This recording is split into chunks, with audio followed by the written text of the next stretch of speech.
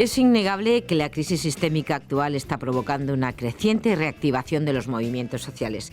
En este último tramo de Sin Distancias nos acompaña hoy el profesor del Departamento de Ciencia Política y de la Administración, Jaime Pastor Verdú. Va a ofrecernos, con la ayuda de un intelectual que nos presenta, algunas claves para entender el papel de los movimientos sociales hoy.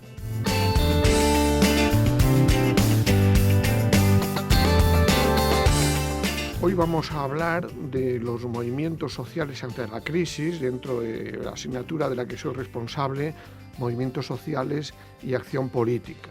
Y lo vamos a hacer con Michael Lobby, un sociólogo, filósofo, un pensador que ha sido autor de muchas obras y que sigue siendo un referente en muchos ámbitos de la sociología, del pensamiento político, no solo en Francia, donde reside normalmente, sino también en América Latina y otros lugares, ¿no?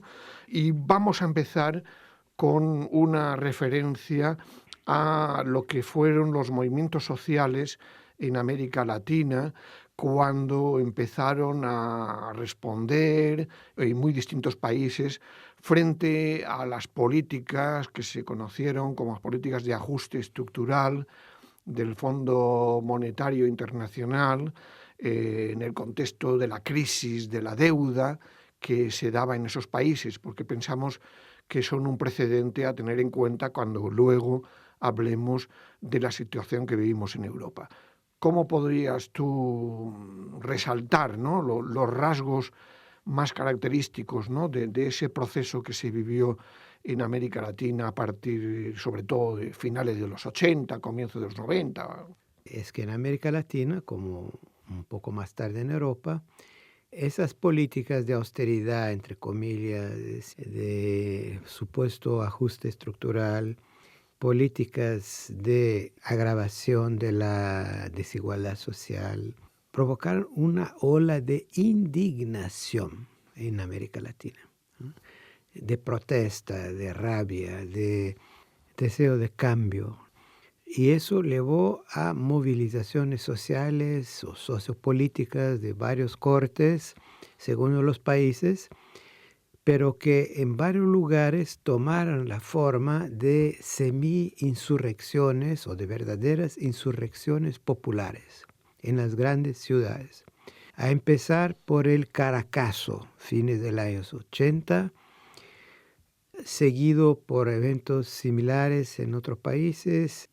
En Argentina, al principio de los años 2000, son 3 presidentes que tienen que huir del Palacio Presidencial con helicóptero porque la multitud cercó al palacio. En fin, se derrubó 2 o 3 gobiernos en Bolivia también por levantes populares. En Ecuador, algo parecido. Y otro país no tomó exactamente la misma forma, pero hubo esas protestas de indignación, ¿no? Y la indignación es algo muy importante moralmente, políticamente, culturalmente, sociológicamente. Es el punto de partida de la movilización social. Dentro de ese movimiento de protesta, un primer momento sobre todo en las grandes ciudades, como hemos mencionado, Caracas, São Paulo, Buenos Aires, La Paz, Quito, etc. También el movimiento se ha desplazado al campo. Entonces, en la última década se han desarrollado grandes movilizaciones campesinas e indígenas. Vía Campesina se transformó en una de las principales fuerzas sociales en América Latina. Movilización, ocupaciones de tierra, protestas sociales, ecológicas, enfrentamientos con multinacionales del petróleo, mineras, una gran diversidad de movilizaciones en el campo protagonizadas por esos movimientos sociales camponeses e indígenas. Y el resultado de todo eso fue que se cambió la relación de fuerzas políticas en América Latina, ¿no? Hubo un desplazamiento casi de todo el continente hacia la izquierda, ¿no? Es decir, hoy en día tenemos en los principales países de América Latina gobiernos de izquierda, ¿no? En mayor o menor grado, ¿no? Claro, muchos de esos gobiernos son de corte más bien centro-izquierda o social-liberal, otros son más radicales, con un corte antioligárquico, antiimperialista, como es el caso de Venezuela, justamente, Ecuador y Bolivia, pero en general hubo al nivel político, ese desplazamiento a izquierda que es incomprensible si no hubiera habido 10, 15, 20 años de luchas sociales, de movilización social. Y hubo procesos constituyentes nuevos, ¿no? Es decir, que hubo apertura de procesos en los que se eligieron asambleas constituyentes, Sí, ¿no? cierto. Y eso significó también una ruptura Sí, respecto al pasado sin notable, duda. ¿no? Sí, en Brasil, obviamente una ruptura con los 20 años de dictadura, ¿no? Con la Asamblea Constituyente. Y en los países andinos, lo importante en Bolivia, Ecuador, etcétera, las nuevas constituciones incorporan las exigencias de los movimientos sociales indígenas, ¿no? La plurinacionalidad, las autonomías indígenas, ¿no?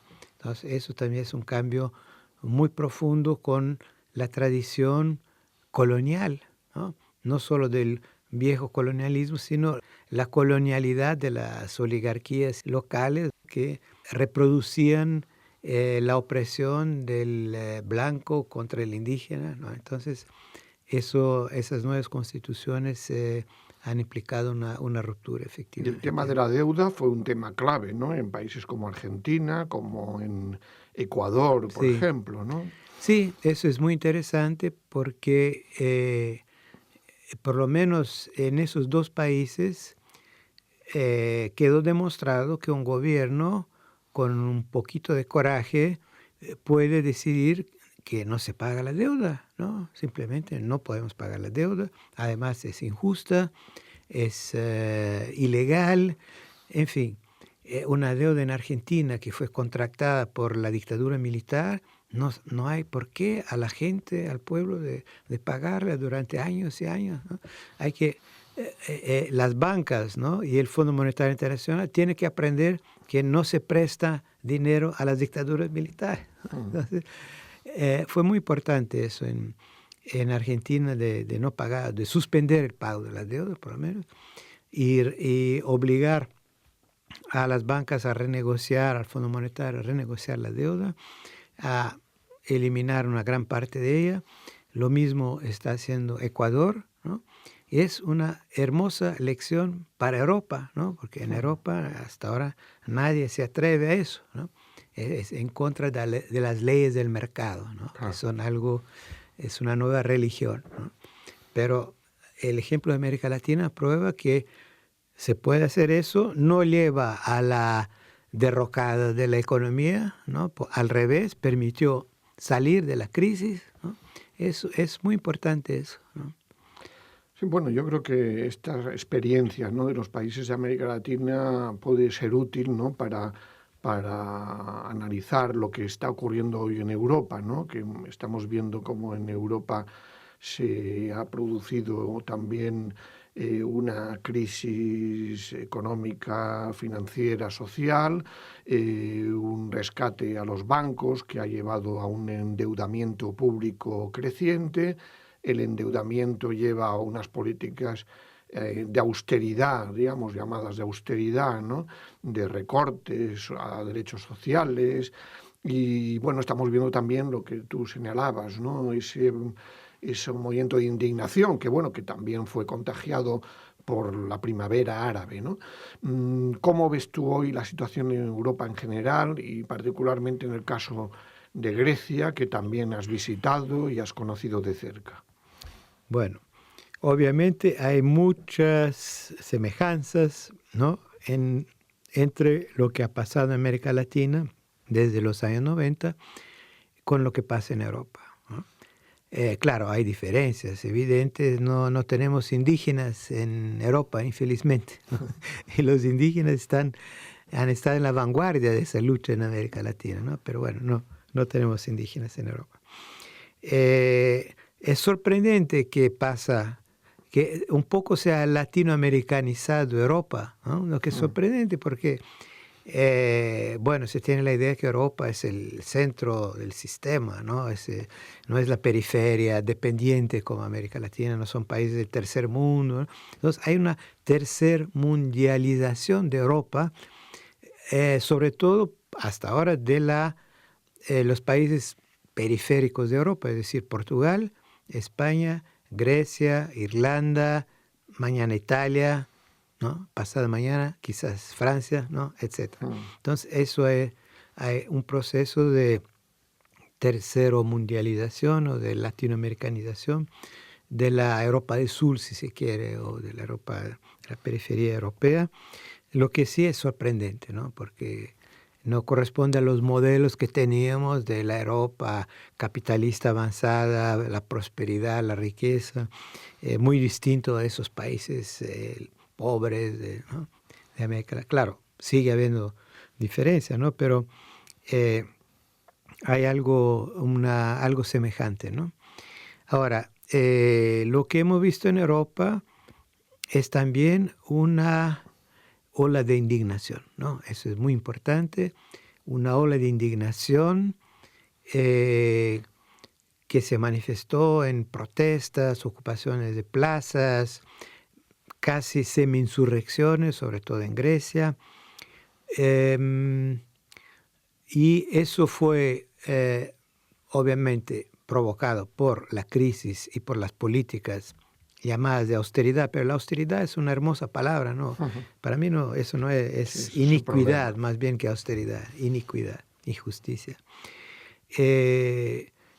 Inspirada por la primavera árabe, como dijiste, la Plaza Tahrir, la Plaza del Sol, hay una relación directa, impulsadas también por el librito ese que escribió un autor, un judío francés, ¿no? Stéphane Hessel, Indignae-vos, ¿no? Un hermoso librito que llama a la juventud a levantarse, a protestar contra la injusticia social, las políticas neoliberales absurdas, etc., ¿no? Eso tuvo también su impacto. Ahora, la diferencia que veo con América Latina hasta ahora es la dificultad que tiene ese movimiento amplio de protesta social, de juventud, de rebelión, a veces de semi-insurrección, como en Grecia, en parte en España, de encontrar una expresión política, ¿no? Una expresión política. Hasta ahora ha tenido una dificultad para traducirse en el terreno político. Y además, otro factor que no hay en América Latina es que paralelamente a la protesta social antineoliberal, rebelde, radical, hay un otro tipo de reacción a la crisis, que es la xenofobia, el racismo, el odio al inmigrante, al musulmano, etcétera, que son capitalizados políticamente por la extrema derecha, por movimientos racistas, neofascistas, neonazis incluso, ¿no? Eso es muy preocupante. Eso en América Latina no lo tuvimos. Bueno, ahora, en Grecia lo que hay de específico es que la protesta logró encontrar una expresión política, ¿no? Eso es la peculiaridad, digamos, del proceso griego, en que un momento después de X huelgas generales sin resultado, después de ocupaciones de plaza durante semanas sin resultado, después de un levante popular que casi le puso fuego al Palacio, a la Asamblea Nacional con los diputados que iban a votar los planes de austeridad, entre comillas. Bueno, se trató de todo, ¿no? El movimiento social tentó todas las formas de lucha, ¿no? Hubo una sucesión de huelgas generales increíbles, ¿no? Y nada, ¿no? Es decir, el sistema no, es decir, resistía, ¿no? No, ninguna concesión. Finalmente la gente dijo, bueno, tenemos que pasar al nivel político, ¿no? Y entonces pasó eso raro, ¿no? Que la izquierda radical, antineoliberal, mismo anticapitalista hasta cierto punto, Syriza, la coalición de la izquierda radical, que son varios partidos, grupos, etcétera, que había tenido entre 4 y 5% en las últimas elecciones, súbitamente pasó para 16, ¿no? En mayo creo. Un mes después, en junio, pasó al 27%, ¿no? Algo inédito, ¿no? Que hasta ahora no ha pasado en ningún otro sitio en Europa, ¿no? Y eso ha cambiado obviamente la situación. Es decir, hasta ahora sí el gobierno sigue en manos de una coalición de centro-derecho, digamos, que aplica de manera ciega, totalmente ciega, las políticas impuestas por la Banca Central Europea y el Fondo Monetario Internacional, las viejas recetas de la austeridad, entre comillas, es decir, hacer pagar la cuenta a los pobres, a la juventud que está desempleada, al 50%, a los pensionados, ¿no? Bueno, y dejando a un lado a los que tienen cuentas en Suiza, a los armadores, a la iglesia que tiene mucha plata. Bueno, eso es la lógica, ¿no?, del sistema. Bueno, eso sigue, pero ahora hay una amenaza efectiva de un posible cambio político, ¿no? Cuando la izquierda radical llega al 27% y hay sondeos que le dan ya más de 30%, ¿no? Además, hay un partido comunista, pero que perdió mucho. Y, en fin, hay otras fuerzas de izquierda, ¿no? Pero la principal es esa coalición Syriza. Bueno, es una situación nueva políticamente, ¿no? Bien. Sí, bueno, yo creo que está claro que en esa situación como la de Grecia también se plantea el problema de la deuda, ¿no?, como una cuestión central, ¿no? Y ahí está tratando de dar una respuesta Syriza, ¿no? Sí, claro, obviamente la deuda es el pretexto, el pago de la deuda exige que recortes en los presupuestos, recortes en los salarios, recortes en las pensiones. Bueno, toda esa política es en aras del pago de la deuda, ¿no? El pago de la deuda es una nueva divindad que exige sacrificios humanos, ¿no? Bueno, eso es la religión de la deuda. Bueno, efectivamente, Syriza ha planteado propuestas muy concretas, muy lógicas, es decir, primero, una moratoria de la deuda. No podemos seguir pagando, ¿no? Exigimos una moratoria, se suspende el pago. Segundo, una comisión de inquérito para averiguar hasta qué punto la deuda es legítima o no, como lo hizo Argentina y Ecuador, ¿no? Etcétera, ¿no? Una serie de medidas elementales.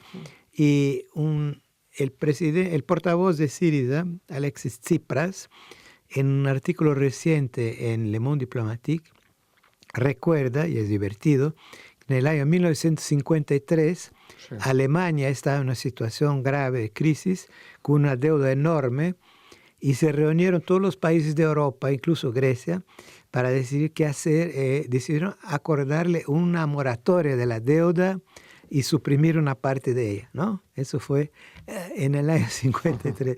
Entonces dice Tsipras, bueno, no pedimos nada, sino que hagamos ahora el mismo con Grecia, ¿no? Claro. Y Portugal, España, etcétera, ¿no?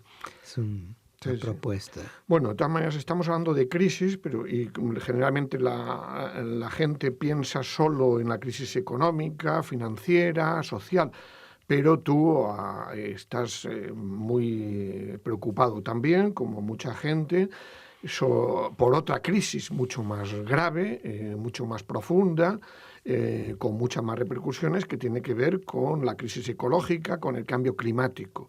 Acababas de publicar en España, porque antes salió en América Latina, ¿no?, un libro que se llama Ecosocialismo, la alternativa radical a la catástrofe ecológica capitalista, ¿no? Está editado por Biblioteca Nueva.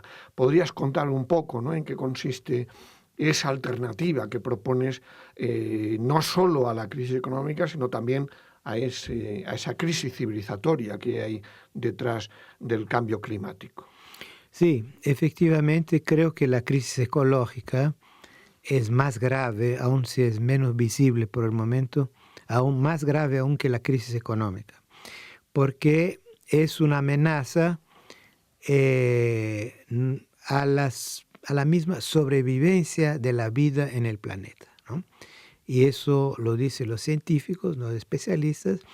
Si seguimos con business as usual, ¿no?, como dicen los americanos, dentro de algunas decenas de años, nadie puede decir cuántos, tendremos un cambio climático catastrófico, una catástrofe sin precedentes en la historia de la humanidad. Hay que volver a épocas geológicas anteriores, ¿no?, como resultado de la quema de los fósiles, las energías fósiles, ¿no?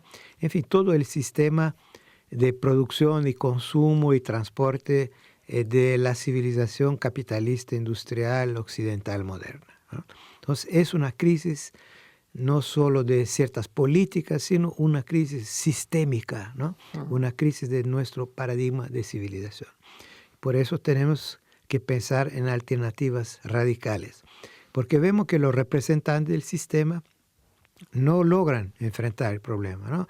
Varias reuniones internacionales de Copenhague hasta la última en Doha no han resuelto nada, ¿no? Es increíble esa inercia que tiene que ver que las soluciones al problema no caben dentro del sistema capitalista, ¿no?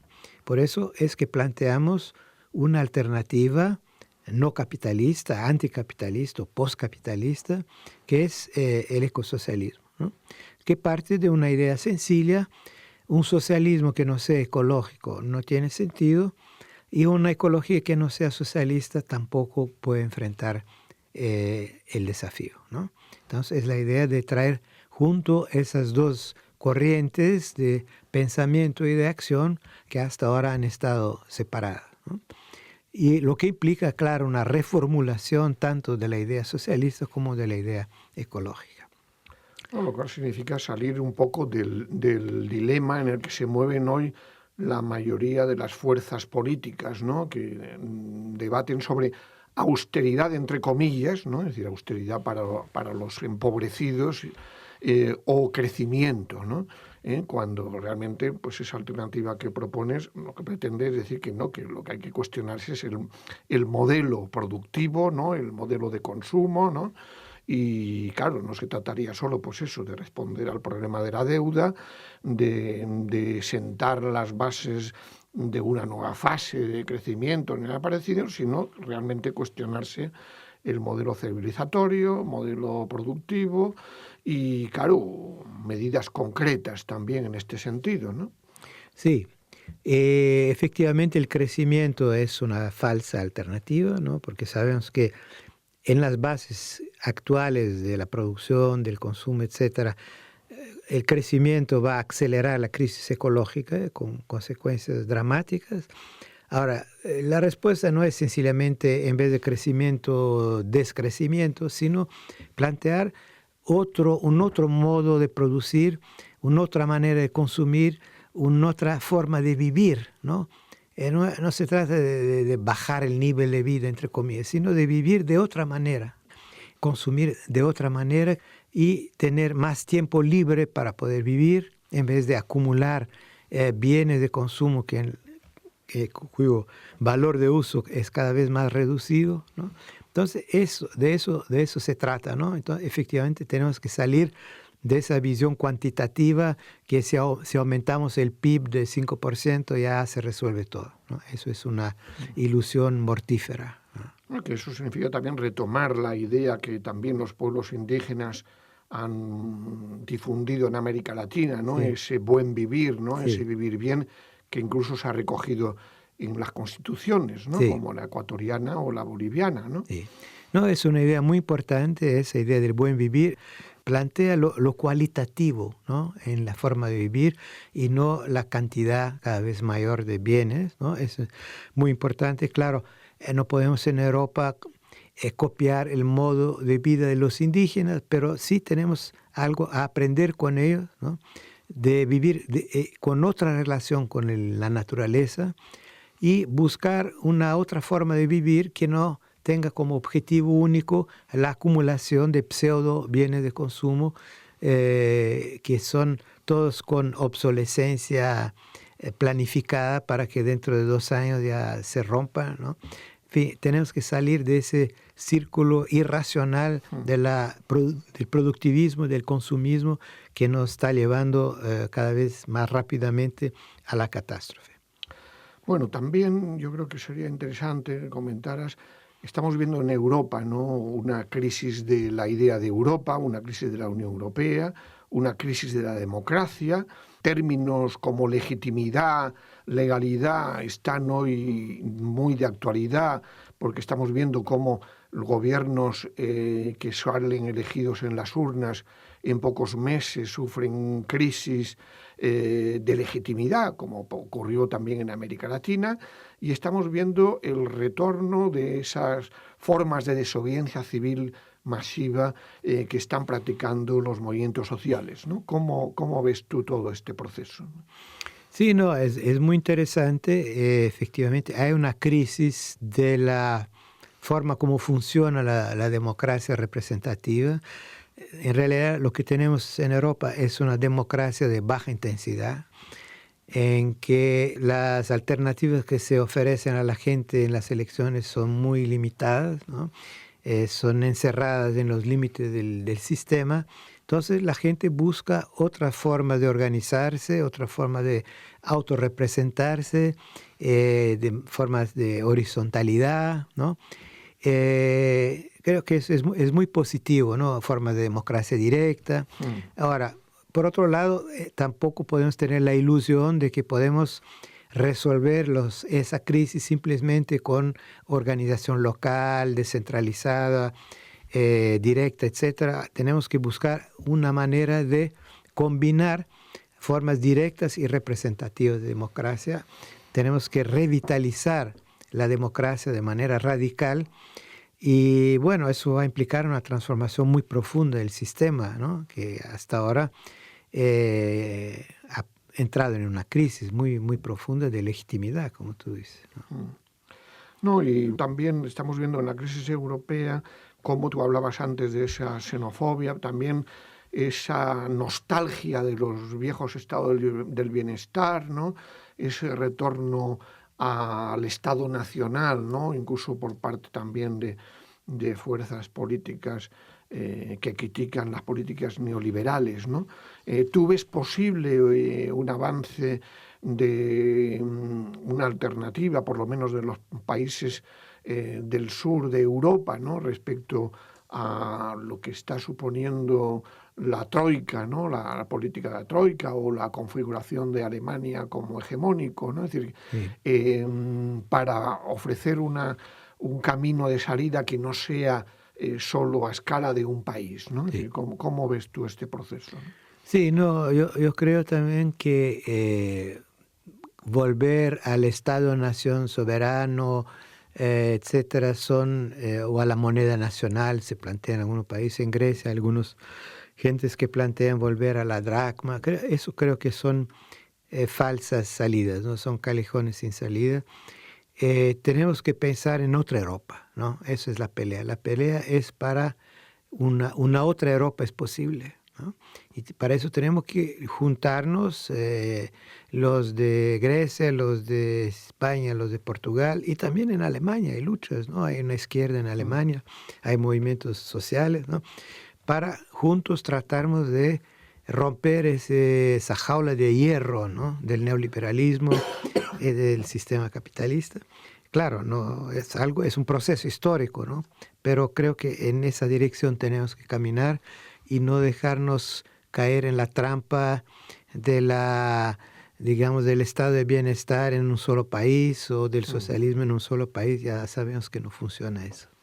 Muy bien, pues muchas gracias, Micael, por haber estado con nosotros y esperemos que esto sirva para conocer esas experiencias que se vivieron en América Latina y el momento actual, como se ve en Europa con experiencias también como la griega, pues muy de actualidad.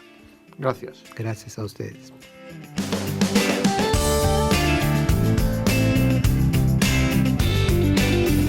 Movimientos sociales ante la crisis es el tema en torno al que han charlado el profesor del Departamento de Ciencia Política y de la Administración de la UNED, Jaime Pastor Verdú, y Michael Lowy. filósofo y sociólogo, autor de obras imprescindibles y referente en ámbitos del pensamiento político y la sociología en el mundo. Hemos conocido su última publicación, Ecosocialismo, la alternativa radical a la catástrofe ecológica capitalista, editado por Biblioteca Nueva, un libro en el que propone una alternativa a la crisis económica y a la crisis civilizatoria que hay detrás del cambio climático. En este punto nos despedimos de ustedes. La UNED emite su programación todos los días de la semana a través de Radio 3, desde el podcast de Radio Televisión Española, y ahora también puede encontrarnos en YouTube UNED. Gracias por estar ahí.